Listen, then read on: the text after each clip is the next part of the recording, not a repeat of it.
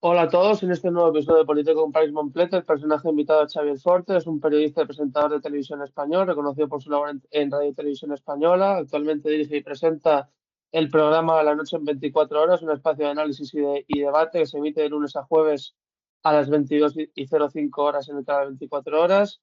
Es licenciado en Ciencias de la Información por la Universidad Complutense de Madrid. Eh, Xavier Fortes inició su carrera en el año 88 en Radio Nacional de España en Vigo. En el año 90 se incorporó a Televisión Española en Galicia, desempeñándose en las delegaciones de Pontevedra y Santiago de Compostela como editor y presentador de informativos territoriales. En 2007 asumió la dirección del Centro Territorial de Televisión Española en Galicia. En 2011 fue nombrado director y presentador de la noche en 24 horas. Tras una pausa en 2012, regresó al programa en septiembre de 2020, manteniéndose al frente desde entonces, entre el año 2018 y el año 2020, dirigió y presentó los desayunos de Televisión Española. Xavier Fortes ha participado en la realización de diversos documentales abordando temáticas deportivas, sociales y divulgativas, y en julio de 2023 moderó el debate electoral de Radio y Televisión Española en el marco de las elecciones generales de España. A lo largo de su trayectoria, Xavier Fortes ha destacado por su compromiso con el periodismo riguroso y su capacidad para conducir espacios de análisis político y social en la televisión pública española. Pues bueno, en esta presentación, agradecerte lo primero que estés aquí conmigo. Con un alumno de periodismo, yo creo que voy a poder sacar mucho de esta entrevista. Te lo agradezco. Muchas gracias a ti. Vale, empezamos con la primera pregunta, ¿no? ¿Qué representa la primera pregunta en una entrevista? ¿Es la primera pregunta la que determina el rumbo al resto de la entrevista? Cuando le haces la primera pregunta a un entrevistado, ¿sabes más o menos por dónde puede ir su reacción? Depende de qué tipo de entrevista. Si es, por ejemplo, una entrevista política muy pegada a la actualidad y que hay, además, ese día, el día anterior, pues una noticia de alcance que le afecte para bien o para mal, debes empezar ya por ahí. Cuando son otro tipo de entrevistas, por ejemplo, ayer tuvimos a Carlos del Amor, que presenta un libro, pues debe ser casi una entrevista, una primera pregunta para que se resitúe, de bienvenida, un poco antes de empezar ya a charlar. Digamos, hay entrevistas que son más de pregunta-respuesta y más de charla, ¿no? Donde pues, el personaje va contando su vida, sus historias, el libro que está publicando o que está ahora mismo presentando. Cuando son entrevistas ya más de perfil más marcado por la actualidad, pues por política o por deporte, incluso cuando haya una polémica, una controversia, es necesario entrar ya directamente por la primera pregunta que sea, pues, no sé, evidentemente, si fuera Amazon, la primera pregunta es cómo ha cambiado estos tanto de versiones y ahora mismo dice que no está en el C-Copy. Si es un artista, un cantante, pues el último disco, la gira, cómo te encuentras, o sea, depende en función del entrevistado y del día y del tema, se puede variar la primera pregunta. La primera pregunta suele ser para que se te sitúe. ¿Cuál es la que se te da mejor a ti desempeñar? ¿Cuál es la que se te da mejor? De entrevista, yo creo que las dos. Sí. Estoy muy acostumbrado a hacer entrevistas políticas de marcado perfil pegado a la actualidad y con personajes en plena controversia o en plena polémica. Y también me gustan mucho pues, las entrevistas a autores, escritores, historiadores.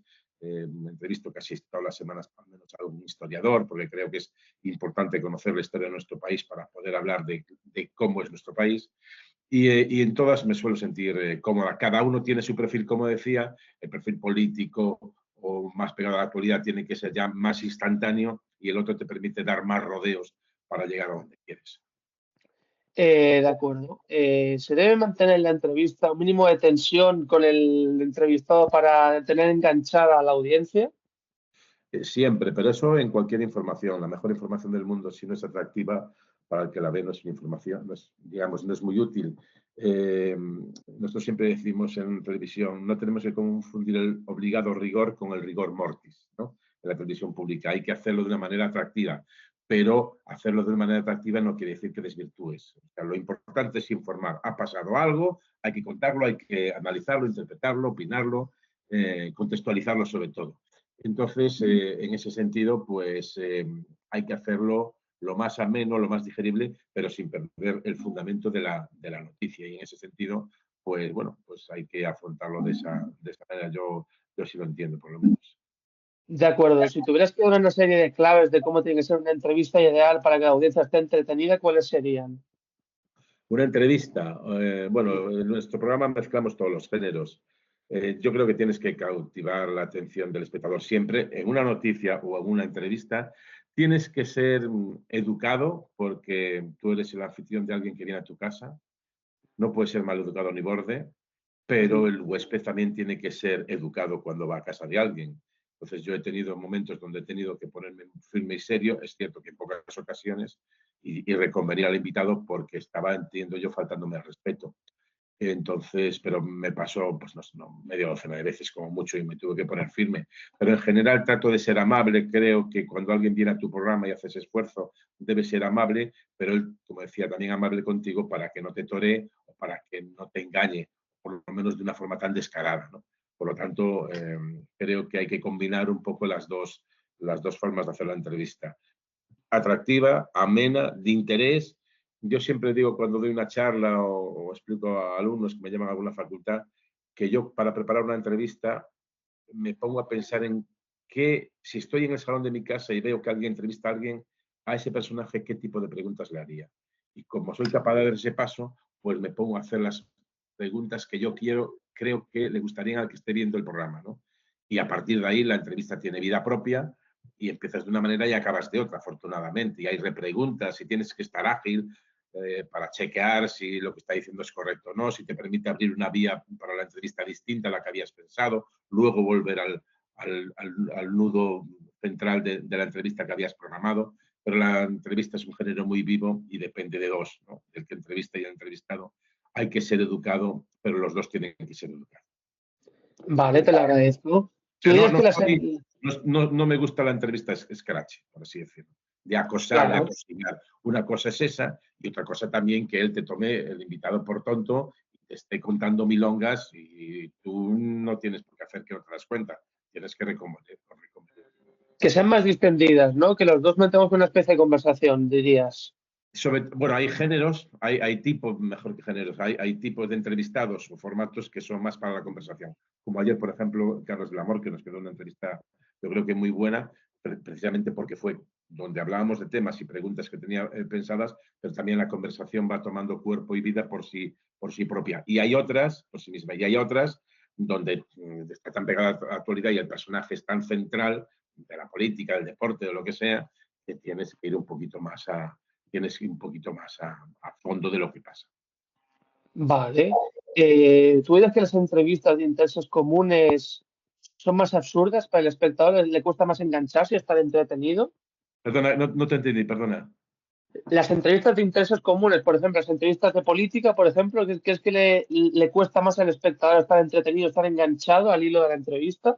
Hombre, puede ser, porque a veces la política puede ser un poco densa. Nuestro programa es de información política, fundamentalmente, que tratamos de hacerlo con historia, con literatura. Creo que para conocer un país hay que saber su historia y leer sus libros de literatura, y que parte de la historia de nuestro país viene en la literatura, y que hay que leer, creo que bastante, y saber de historia bastante para dedicarte a este oficio, sobre todo en un programa como lo que yo presento, ¿no? Pero tienes que hacerlo lo más ameno, y a veces la política es un poco densa. Una entrevista de media, nosotros hacemos entrevistas de media hora, pues a veces con políticos, pues las he reducido a 15 minutos, ya no tienen, por utilizar un argot taurino, muchos pases más que dar, ¿no? Entonces, pues en ese sentido tú mismo te vas midiendo y te vas dando cuenta siempre cómo va la entrevista. Yo lo hago mucho, igual que te decía que antes de ponerme a plantear el cuestionario que puedo formular en una entrevista, me veo como espectador viendo esa entrevista. También durante el desarrollo de la misma me doy cuenta si está siendo mortecina, si no, que hay que dar un poco de pimiento, de sal, sin perder siempre el rigor. Ahora que comentabas el tema de la duración, ¿cuál crees que es la duración ideal para que una persona, pues, bueno, le guste la entrevista y se la acabe de ver entera? ¿Cuál es la duración que tendría que tener? Depende, a partir de dicen los estudios que a partir de los 10 minutos, 12 minutos, 15 como máximo, el umbral de atención del espectador sobre un tema concreto baja. Yo recuerdo que en los 90, ya que Gabilondo hacía en televisión, me parece que en Telecinco, unas píldoras de entrevistas de no más de 5 minutos. Y en 5 minutos claro, el invitado sabía que duraban 5 minutos, con los cuales las respuestas tenían que ser no monosílabos, pero bastante concretas. Con 5 minutos de un tema concreto puedes hacer una entrevista perfectamente. Si no divaga, si el invitado sabe que son 5 minutos, sí que tienes que hacer 4 o 5 preguntas por lo menos, ¿no? Pero yo creo que el formato de unos 15 minutos para el tipo de entrevista que hacemos, 15, 20 minutos está bien. Hay otros que son unos artistas, Serrat, Ana Belén, por poner digamos, ejemplos de artistas, pues media hora de conversación está bien, o Víctor Manuel o Ramoncín. Otros en el mundo de la política que también duran perfectamente eso, sobre todo si están muy de actualidad, ¿no? Tienes que amoldar un poco el tiempo al interés que tú creas que tiene la entrevista o que puede tener para los que te estén viendo. ¿Has tenido alguna mala experiencia con algún invitado donde éste ha llegado a los insultos o descalificaciones personales? ¿Y en alguno de estos casos tú ya te lo esperabas que esto iba a ocurrir? No, no, normalmente me suelo poner en qué tipo de preguntas, qué tipo de respuestas van a hacer a las preguntas para tener las repreguntas, pues si se van por un camino o por otro. Utilizo bastante esa técnica y da buen resultado, ¿no? Si son unos entrevistados que pueden por un determinado momento o camino, pues saber que puede contestar eso para tú ser ágil y repreguntar en ese sentido. No he tenido momentos, he tenido algunos momentos tensos, no voy a decir con quién, con líderes políticos, sobre todo, y he tenido que recomendarles en algún momento incluso exigirles una disculpa rectificación que se ha producido. ¿Cómo es lo de moderar debates políticos? ¿Cómo es esa experiencia? Como he comentado en la introducción, tú has moderado el debate de las elecciones generales de 2023. ¿Cómo se gestiona esto? ¿Cómo es esta experiencia? Es muy complicado el último porque Feijóo se negó a ir porque había hecho la semana anterior el de Antena 3 que fue un cara a cara y entendían los suyos que le había salido bien, porque Pedro Sánchez no estuvo bien en ese debate, porque el formato no le iba y porque Feijóo jugó al ataque desde el principio y pilló desprevenido a Sánchez y cuando quiso reaccionar se equivocó en la forma de hacerlo, creo yo, es mi opinión. Entonces, los que se equivocaron a continuación fueron el cuartel general del PP diciendo no vayas al siguiente debate porque has ganado el primero. Y es muy peligroso ausentarse de un debate porque te pueden comer el territorio y el terreno. Yo creo que si hubiera ido, hubiera arañado votos en Vox, con lo cual incluso podría haberle salido la fórmula. Se quedó a 4. A 4. La suma PP-Vox se sumó a 5, se quedó a 5. Uno más, el de Coalición Canaria, 4. Estuvo a esto.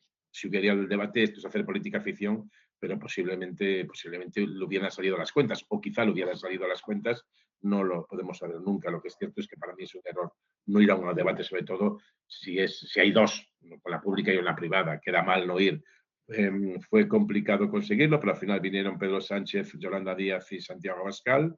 Traté de ser al principio, cuando la saludé en el plato, pues eso, amable como soy. Incluso después estuvimos hablando los tres, que me parece bueno que se dé esa imagen de que pueden hablar los políticos, aunque estén a una distancia abisal cada uno de otro.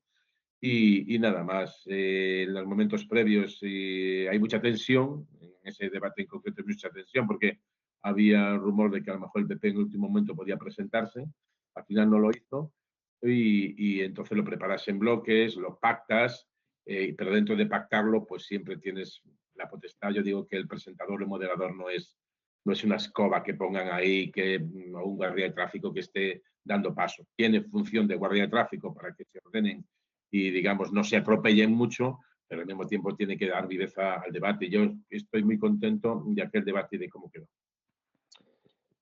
¿Cómo son las entrevistas a políticos del PP y las entrevistas a políticos de Vox? ¿Qué diferencia hay? ¿La experiencia es diferente?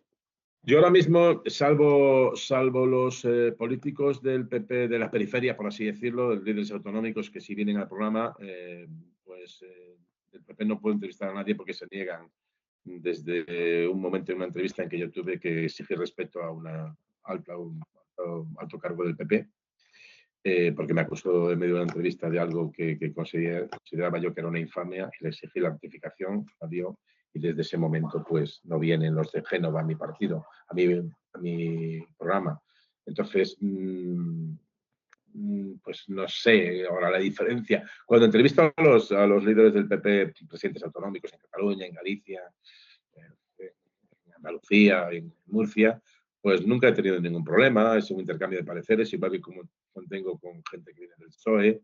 De Vox es más a veces complicado porque, digamos, a veces pueden saltar, sobre todo, más que conmigo, con algunos de los tertulianos, porque yo tengo la costumbre de que los tertulianos pregunten algún tipo de chispazos, y han salido chispazos. Recientemente alguno con una dirigente de Vox bastante potente y trataste de poner calma y tal, pero no hay así muchas más diferencias. Sí que Vox es un partido con, como decía, con unos marcos doctrinales muy marcados en aspectos que para algunos pueden ser polémicos y a veces eso da lugar a controversia. Vale, de acuerdo. Pasamos a la siguiente pregunta. Leí algo tuyo después de la entrevista a Jorge Buxadé de Vox. Creo que lo publicaste en Twitter y dice así: estoy obligado por ley a hacerla, si no, la haría igual. Soy periodista, no hago masajes. ¿No ves que eres muy rotundo aquí? Y otra pregunta, ¿no crees lógico que un periodista no debe ponerle vetos a nadie, por mucho que el entrevistado no tenga las mismas ideas que tú? Sí, hay límites, hay límites. Si es alguien que me propone directamente pues, la defensa de la violencia contra el adversario o que de alguna manera promueva situaciones de discriminación casi agresiva, pues yo no tengo por qué entrevistarle. En mi caso lo quería dejar claro porque había gente que decía cómo entrevisto a Vox. Pues lo entrevisto porque es la tercera fuerza del Parlamento y si no entiende a alguien que tengo que entrevistar a alguien que es de vez en cuando la tercera fuerza del Parlamento, pues no entiende a qué se dedica este oficio. Yo haría entrevistas a personajes que pueden gustar o no, que pueden gustar mucho o no gustar nada, pero tengo que hacerlo.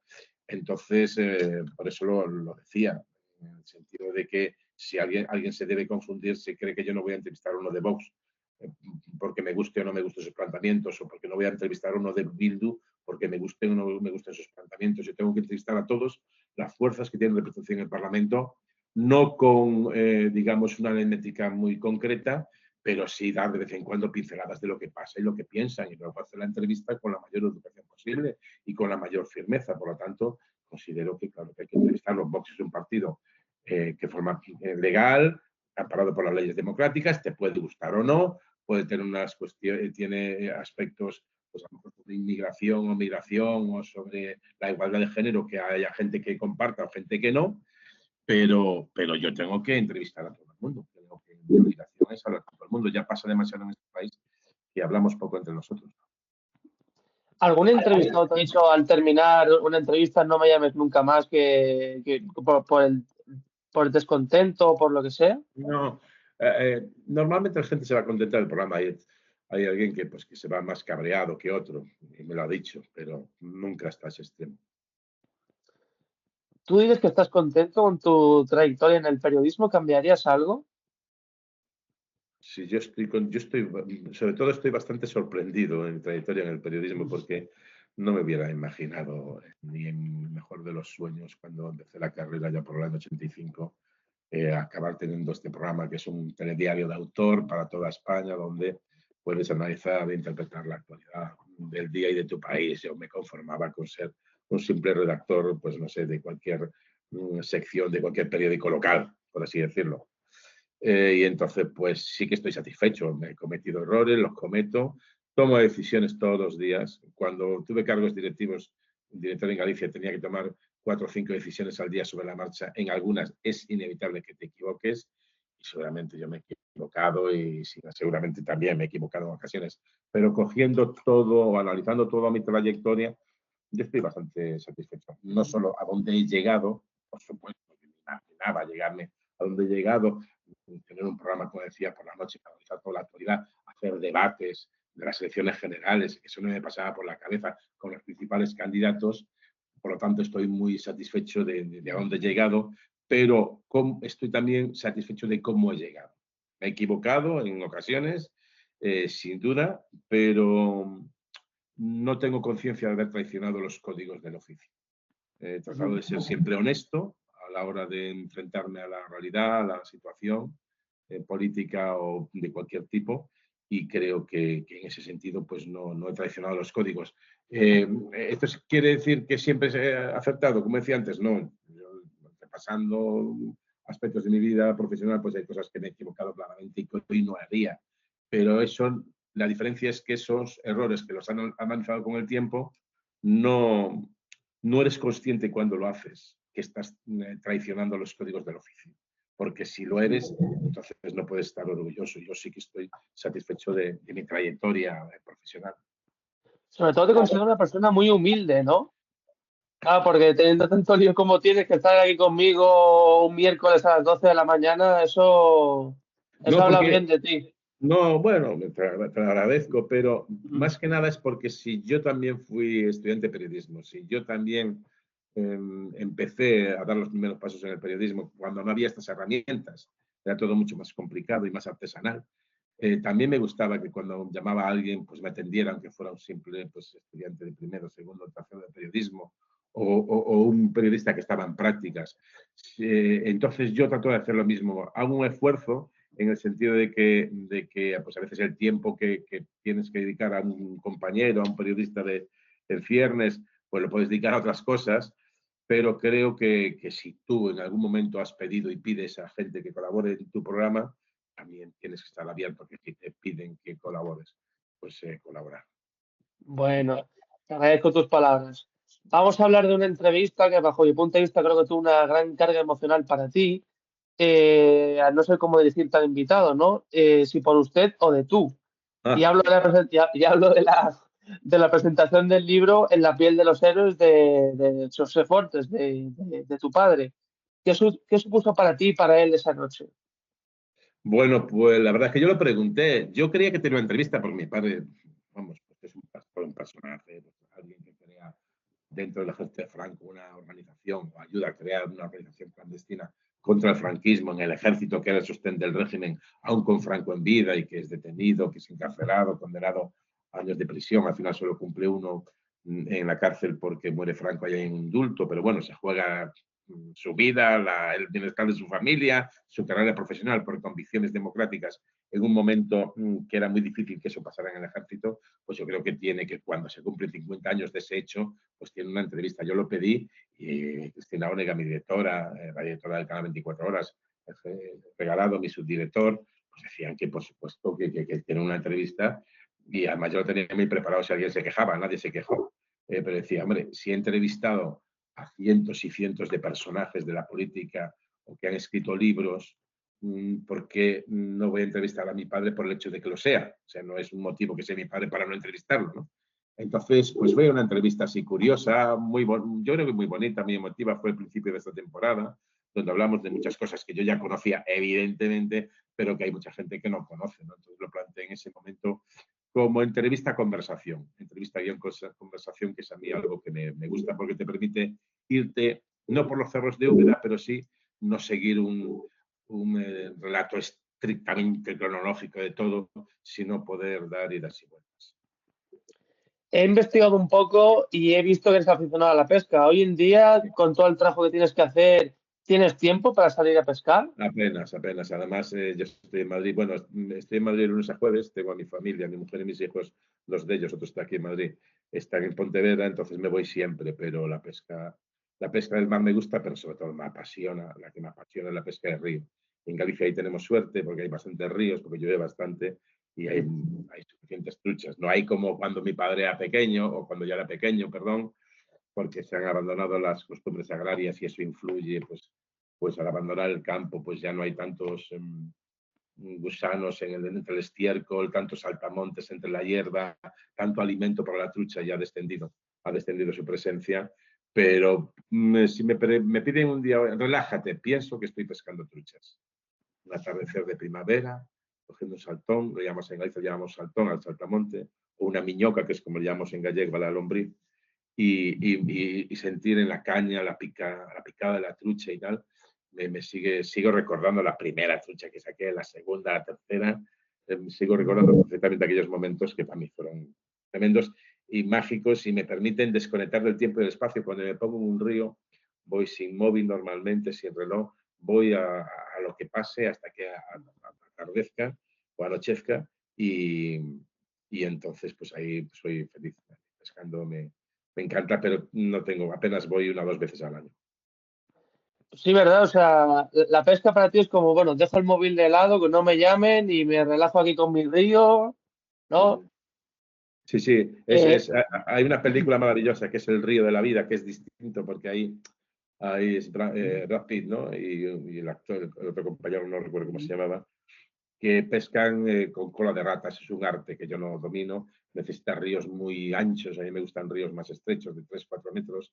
Me gustan con corrientes, ríos de montaña, con caña larga de 4 o 5 metros, como mucho, digamos como mínimo, anillada, telescópica y con cebo natural. También he pescado con cucharilla y con mosca artificial, pero la cola de rata nunca la he practicado. Es muy difícil ya. Voy a cumplir 60 años. No creo que me ponga ahora a entrenar como de pesca con cola de rata, aunque dicen que es muy bonito. Y esa película, El río de la vida, es maravillosa. A mí me gusta, pues eso, llegar a la tarde, coger la caña, el cesto, apañar unos saltones o unas miñocas, irme a pescar el río y que piquen, y que piquen. Eso es una gozada. ¿Viajas con asiduidad a tu tierra, Pontevedra?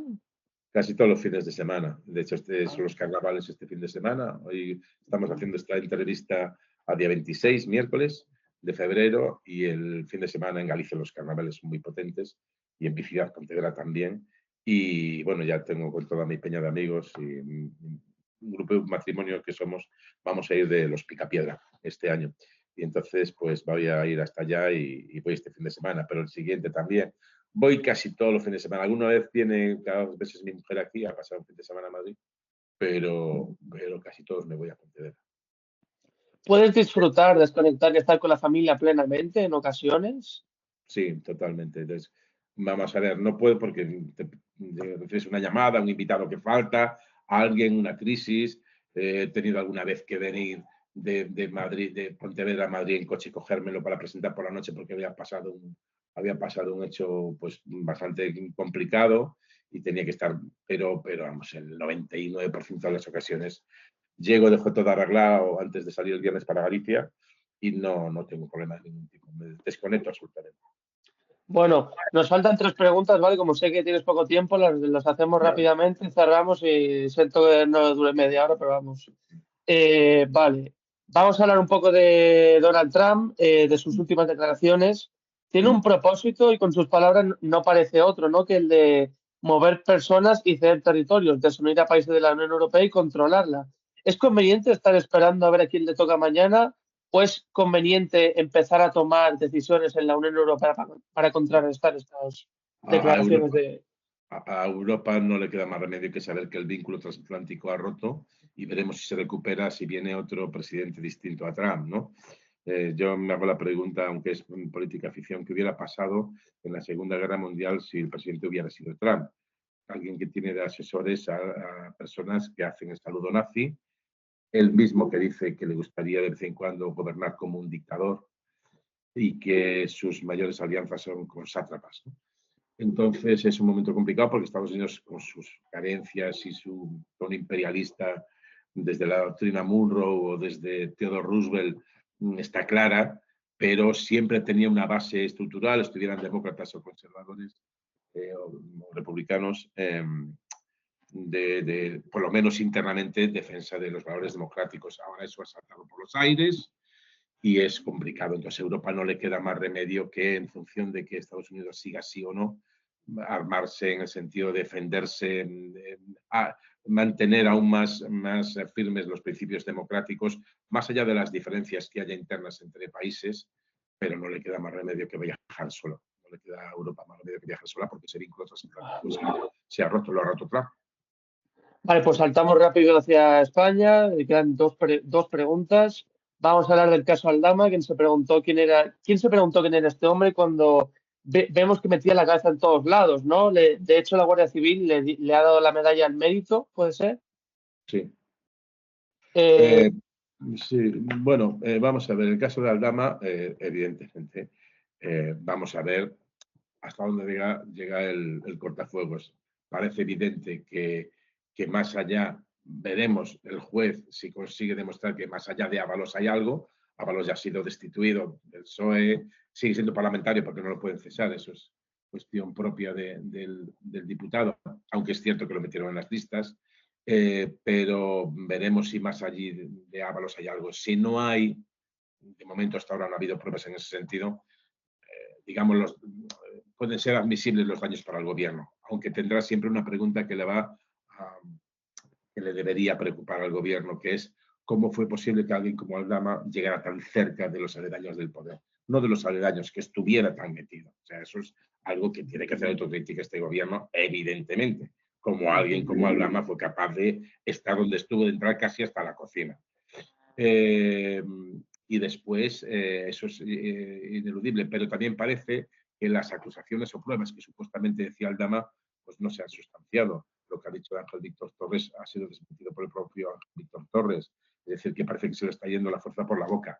Vamos a ver, como parece indicar, todo puede quedar en el círculo de Coldo García, del propio Aldama como muñidor, y veremos Ábalos si al final queda implicado o no. Algunas informaciones que se publican de él, digamos, puede que no tengan relevancia penal ahora mismo, pero éticamente son bastante feas o bastante impresentables, ¿no? Por decirlo suavemente. Pero puede ser eso que no tenga relevancia penal. Políticamente yo creo que ha quedado claro que su recorrido está, digamos, más que amortizado por lo que sabe. Cómo puede tener alguien o meter a alguien como Coldo, que se dedica o parece que se dedica a lo que se dedica en su entorno, cómo puede tener esas relaciones con Víctor de Aldama, más allá de que él, insisto, no hay pruebas contra él concluyentes en cuanto haya cometido delito. Pero una cosa son las responsabilidades judiciales y penales y otra las políticas. Veremos en qué queda todo. El gobierno debe hacer autocrítica de lo que ha pasado, sin duda, y seria, porque lo que ha pasado es grave, pero puede ser que, de alguna manera, si todo queda en el cortafuegos de Ábalos, digamos, pueda asumir los daños más o menos colaterales de esta crisis. Vale, pues te introduzco rápido ya la última pregunta. De cara, bueno, a la universidad, mi carrera, no necesitaría dos cosas. La primera es que para un trabajo que tengo que hacer me dieras una cita acerca de tu opinión sobre las fake news en las redes sociales y otra cita acerca de tu opinión sobre el papel de la inteligencia artificial en las redes sociales. Una línea cortita, una cita cortita. Algo sobre la inteligencia artificial. Bueno, vamos con la inteligencia artificial. Lo mejor cuando no sabes de algo es callarte. Yo de la inteligencia artificial no tengo ni pajolera idea. Me preocupa que llegue a ocupar aspectos de nuestra vida. Hay un libro reciente de Carlos Hernández, que lo entrevisté, que hablaba en el futuro como alguien le mandaba del 2200 y pico un mundo muy feliz, al modo de Huxley, porque creíamos que teníamos democracia, pero realmente estábamos haciendo lo que nos decían que hiciéramos sin darnos cuenta de que nos lo decían por los controles tecnológicos. Y ahí tenía que ver bastante la inteligencia artificial. Creíamos en el futuro, mandan los que mandan y nosotros somos felices porque creemos que decidimos nosotros, pero no decidimos nosotros, porque nuestras propias decisiones están inducidas por un magma que nos rodea, que está muy marcado por la inteligencia artificial. Y luego me preocupa también que la inteligencia artificial, que creo que es una herramienta de la que no podemos prescindir, acabe haciéndonos vago en lo creativo, ¿vale? Sobre todo en el mundo cultural y creativo. Pues esas son mis consideraciones de entrada sobre algo que no controlo tanto. Creo que es una herramienta no necesaria, sino imprescindible, pero hay que, como todo, ponerle un poco de controles para que no nos dejemos y abandonemos todo, nuestra creación, nuestra producción, nuestro conocimiento en la inteligencia artificial y así acabemos siendo más pobres culturalmente a la hora de crear algo propio y más controlados por los que dominan. Y la otra cuestión que me decías, ¿cuál era? Las fake news en las redes sociales. Para eso hay que hacer el chequeo. Para eso hay que hacer el chequeo y cada uno saber, leer, entender, darte cuenta cuando te están dando el gato por liebre y sobre todo hay ciertos personajes que ya se les ve venir de legua. O sea, a mí que hablen todos estos plutócratas que rodean a Trump de crear riqueza para distribuirla, es que alguien que es el más rico del planeta y lo que quiere es seguir siendo el más rico y que el segundo sea su amigo, el más rico, pues si hay gente que concentra cada vez más el dinero, habrá más gente que viva en la pobreza. Y parece que en los últimos años es evidente que ha aumentado la riqueza de unos pocos y ha aumentado muchísimo más la pobreza de todo el resto de la población. Con lo cual, se les ve venir y hay que ser crítico y autocrítico y darse cuenta de que no todo lo que te venden es buena mercancía, sino en ocasiones es mercancía averiada. Nada, y para finalizar, simplemente si me pudieras dar unos consejos para poder desempeñar esta profesión de la mejor manera posible, ¿cómo tengo que ser en el futuro para hacer esta Yo profesión de la mejor manera? no soy, ni me gusta dar consejos, ni soy nadie para dar consejos.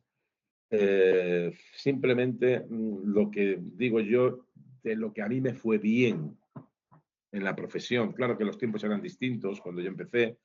Ahora tenéis más herramientas, pero tenéis una competencia y sobre todo tenéis, digamos, unas posibilidades de trabajo menores en cuanto a una retribución económica un poco más digna.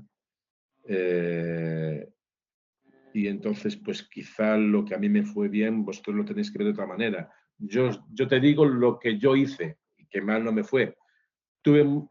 Trabajé mucho. Yo empecé a trabajar con la carrera a la mitad. Cuando yo hice periodismo eran 5 años. Yo lo hice en la Universidad Complutense de Madrid. Y en tercero, acabar tercero, hice prácticas y me hicieron mi primer contrato. Acabé la carrera como pude, trabajando pues, en Pontevedra y viniendo a Madrid a buscar apuntes y a examinarme. Y lo que hice fue trabajar. O sea, esa frase de Picasso de cuando nos visiten las musas, que nos encuentren trabajando en el periodismo es básico. No digo que alguien genial con poco trabajo pueda llegar. El que llega es que o tiene unos padrinos, que no todo el mundo tiene unos padrinos tremendos, o tiene que trabajar mucho. Yo trabajé mucho, yo llegué a trabajar casi todas las semanas, 6 días a la semana y bastantes semanas, 7 días a la semana, y luego volví a trabajar el siguiente. Y lo importante es, en el momento en el que alguien se fija en ti porque tú estás ahí, porque has echado muchas veces la caña de pescar para ir a hacer este reportaje, para hacer este directo, para hacer esta crónica, para transmitir este partido, a lo mejor nadie se fija en ti, pero es más posible que algún jefe, alguien que se dedique a descubrir talentos o alguien que se dedique a diseñar la programación, se fije en alguien que realmente está haciendo algo en ese momento.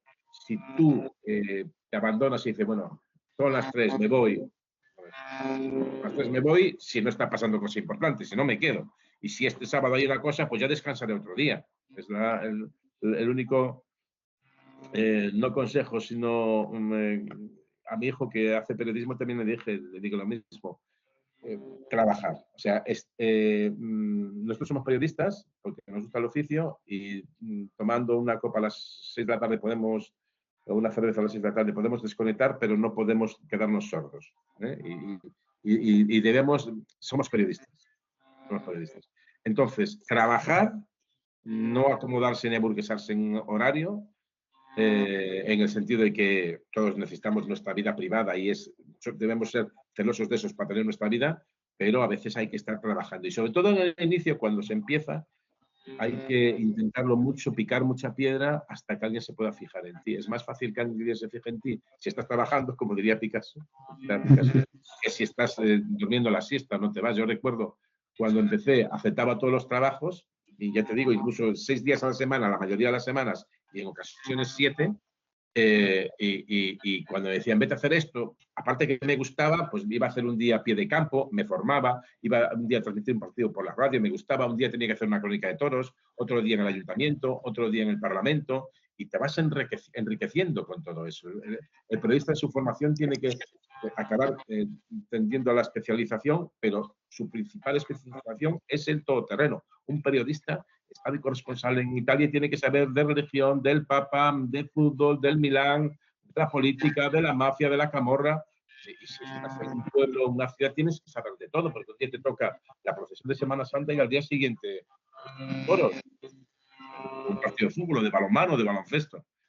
Formarse en ser todoterreno también es una especialización y luego sí, tratar de especializarse en 2 o 3 aspectos muy concretos. Sobre todo conocer bien la historia de nuestro país de los últimos 200 años, desde la independencia, para entender el proceso democrático hasta la actualidad, algo de la literatura y luego trabajar. Y luego va a quedar un poco grandilocuente lo que yo digo, tratar de ser buena persona. Yo no siempre lo he sido haciendo mi oficio, pero casi siempre lo he sido. y no me gusta. Creo que este oficio no es por citar a Kapuscinski, de que los cínicos no sirven para este oficio. A lo mejor sirven, a mí no me gusta. Y además se le ve la cascarilla enseguida a la gente que es mala, así decirlo. Yo creo que este oficio hay que defender, que haya gente buena, que luego puedes coincidir, tener un mal día, cabrearte, o esa buena persona, pues un día actuar mal. Eso es entendible. Pero hay que tener de entrada un fondo de, joder, yo me dedico a contar a la gente lo que le pasa a la gente. Pues tengo que ser honesto. Pues tengo que ser honesto en no que mis propias obsesiones políticas o personales distorsionen lo que quiero decir, aunque lógicamente vas a ver siempre influido por eso. Nadie es objetivo, todos somos subjetivos, lo que hay que ser es honestos en el ejercicio de la política. Se junta honestidad, si juntas tratar de ser buena persona y juntas la buena formación y luego trabajar, a mí ahí me fue bien, me fue bien. Bueno, te agradezco, Xavier, estos consejos, ¿no? Siempre serán bienvenidos de alguien, ¿no? Con la experiencia con de la que tienes tú, ¿no? Entonces, pues nada, siento que no haya dado la media hora que habíamos acordado. No, bueno, más o menos, estamos por ahí por media hora, ¿no? 35 minutos. Bueno, espero que os haya gustado esta entrevista, a ti, Xavier, y a vosotros, audiencia. El viernes 7 de marzo volvemos con otro invitado de Política en Paris Montplet. El invitado del viernes 7 de marzo será Rubén Sánchez, el secretario general de Facua. ¿Quieres decirle algo a la audiencia antes de terminar la grabación? No, un poco con lo que terminaba. Cada uno tenemos que tener, todos nos dedicamos a la información, en este caso política, aunque yo he hecho información de todo tipo, deportiva, he hecho mucha información deportiva, he hecho mucha información de sucesos, he hecho prácticamente picoteado de todos los géneros, que es importante. Yo tengo una visión de mi país y de lo que entiendo que es bueno para mi país. No me fío de la gente que se dice apolítica. Ahora ya, por fortuna, nadie se define apolítico, porque apolítico, como lo definían los griegos clásicos, eran los idiotas que no eran capaces de entender qué es lo bueno para la polis, ¿no? Y yo tengo una visión de lo que yo entiendo que es bueno para mi país. ¿Eso me marca? Indudablemente. Por eso hablaba de la objetividad y subjetividad como términos que no tienen sentido. En cuanto a que todos tenemos que ser objetivos. No, lo que tenemos que ser honestos, saber si estamos haciendo trampas a la hora de defender un mensaje porque estamos obsesionados con nuestro cuerpo doctrinal, ¿no? Es imposible que no nos influya. Debe ser así porque yo sé de una manera, otro periodista será de otra manera, pero a todos en general nos debe marcar el hecho de que no debemos permitir que nuestras creencias, sean firmes o no firmes, anulen cualquier posibilidad de reconocer que otro que no piensa como yo tenga razón. Es decir, nunca los tuyos los que piensan como tú van a estar acertados, y nunca los que no piensan como tú van a estar equivocados. Si pasa eso, es que estamos cometiendo un error. Vale.